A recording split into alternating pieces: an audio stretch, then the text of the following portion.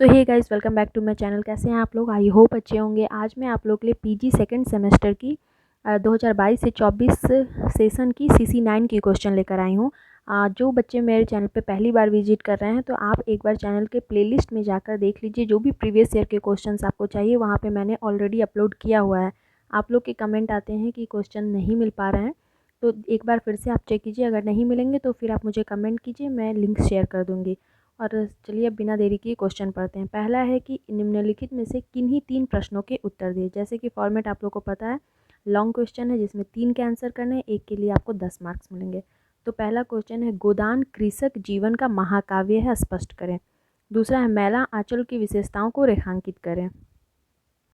Next है, तमस अथवा ईदम नमम उपन्यास की कथा वस्तु पर प्रकाश डालिए। देखिए दोनों में से किसी एक पे ही लिखना है आपको। चौथा है, गोदान का कौन सा चरित्र आपको सर्वाधिक आकर्षित करता है और उसकी चारित्रिक विशेषताएं उदाहरण के साथ स्पष्ट करें। जैसे बहुत सारे पात्र हैं गोदान में, किसी को होरी पसंद है, किसी को धनिया पसंद है, किसी को उसका बेटा गोबर है वो पसंद है। तो आपको जो भी पसंद है उसके बारे में आप यहाँ पे लिख सकते हैं। नेक्स्ट है, उपन्यासकार के रूप में भीष्म साहनी अथवा मैत्री पुष्पा का मूल्यांकन करें। या तो आपको भीष्म साहनी के बारे में लिखना है या फिर मैत्री पुष्पा के बारे में लिखना है। अगेन है, मैला आंचल के आधार पर डॉक्टर प्रशांत अथवा कालीचरण का चरित्र चित्रण करें। तो देखिए जिसमें भी अथवा लगा है तो दोनों में से किसी एक का ही करना है। बहुत बच्चे क्वेश्चन ठीक से नहीं पढ़ पाते हैं और फिर दोनों को लिखने लगते हैं, तो ये गलती है, ये गलती आप मत कीजिएगा। अब आते हैं, बात करते हैं कि जो आपका शॉर्ट क्वेश्चन है जिसके लिए आपको एक क्वेश्चन के लिए 5 नंबर मिलेंगे और आपको 4 का आंसर करना है। ये सबसे ज़्यादा इंपॉर्टेंट पार्ट होता है, मैं आपको बार बार बोल रही हूँ।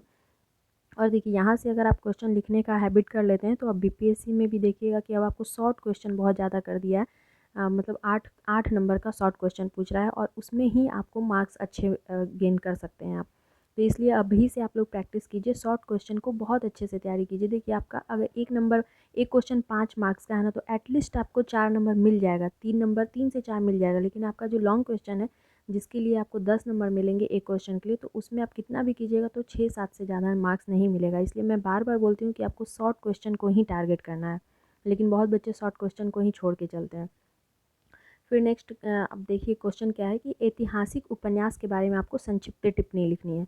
दूसरा, उपन्यास के तत्व कौन से हैं। तो देखिए किसी भी, चाहे कहानी हो, चाहे आपको नाटक हो या उपन्यास है, कि वो किसी तत्व पे डिपेंड करता है। जैसे 6 तत्व होते हैं, देश काल वातावरण, पात्र है, चरित्र है, उसके बाद उसका कथा वस्तु है, मतलब कौन से क्या प्लॉट क्या है वो है।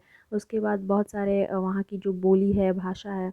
भाषा या बोली कहने से मतलब है जो उसका संवाद होता है। जैसे कि अगर आप देखे होंगे, जैसे मैला आंचल उपन्यास है तो उसमें देखिएगा कि क्षेत्रीय आंचलिक जो बोली है उसका जो भी कथा वस्तु है उसमें उसका जो भी आपस में जो भी पात्र बात करते हैं तो वो गांव की ही भाषा यूज करते हैं, वो फिर हिंदी वहाँ पे यूज नहीं करते हैं। तो वैसे ही ये सारे मतलब जो भी नाटक है, उपन्यास है, कहानी है, ये सारी चीज़ के तत्व होते हैं और उसके आधार पे आपको लिखना है। फिर अगला है आपका कि आंचलिक उपन्यास के बारे में लिखना है। जैसे मैंने बताया है कि आंचलिक उपन्यास, मैला आंचल आपका आंचलिक उपन्यास था। आंचलिक उपन्यास में क्या क्या चीज़ होती है उसके बारे में आपको लिखना है। जैसे वो अंचल विशेष पे होता है और उसकी जो भाषा होती है वो आंचलिक होती है, कहानी उसके इर्द गिर्द, उसी अंचल के इर्द गिर्द घूमती रहती है। इसका सबसे बेस्ट उदाहरण है आपका मैला आंचल। नेक्स्ट है, गोदान के शहरी पात्र के बारे में आपको लिखना है। गोदान के बारे में भी आप लोग बहुत अच्छे से पढ़े होंगे और यहाँ से क्वेश्चन बनता ही बनता है, तो इसलिए इसको भी पढ़ के जाइएगा। फिर मैला आंचल का बावन दास, इसके बारे में आप लोग पढ़ के जाइएगा अच्छे से। त्यागपत्र की मृणाल, इनके बारे में भी जान लीजिएगा। बाण भट्ट की आत्मकथा और तमस का प्रतिपाद्य, तो ये इनमें से आपको सिर्फ 4 के ऊपर संक्षिप्त टिप्पणी लिखनी है। आई होप आप अच्छे से समझ गए होंगे। अगेन जो सबसे इम्पॉर्टेंट पार्ट है वो आपका है ऑब्जेक्टिव क्वेश्चन। 10 क्वेश्चन है आपके ऑब्जेक्टिव के और एक के लिए आपको 2 नंबर मिलेंगे, यानी कि टोटल आपका 20 नंबर का हो जाएगा। तो आप देख सकते हैं आपका 60% लाना कितना आसान है। आपका जो 30 नंबर का जो इंटरनल असेसमेंट होता है तो उसमें 20 to 25 सबको मिल ही जाता है। तो उधर से 20 नंबर और आपका इधर से 20 नंबर, अगर आप ये 10 का 10 सही बना लेते हैं तो आपको आसानी से 40-45 नंबर तो ऐसे ही मिल जाएगा। और 15-20 नंबर का आप आंसर कर देंगे रिटेन से, तो आपको इजीली 60% आ जाएगा। तो पहला है हमारा, सेवा सदन किसने लिखा है, तो ये प्रेमचंद का है सेवा सदन। अनाम दास का पोथा हजारी प्रसाद द्विवेदी का है। रतिनाथ की चाची, ये नागार्जुन की है। परख जैनेन्द्र की है।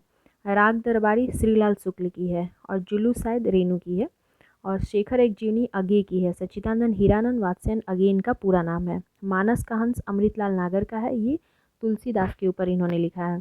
सूनी घाटी का सूरज श्रीलाल शुक्ल की और चाक जयशंकर प्रसाद की नहीं है, चाक मैत्री पुष्पा की है जिन्होंने भी लिखा है, तो ये गलत है।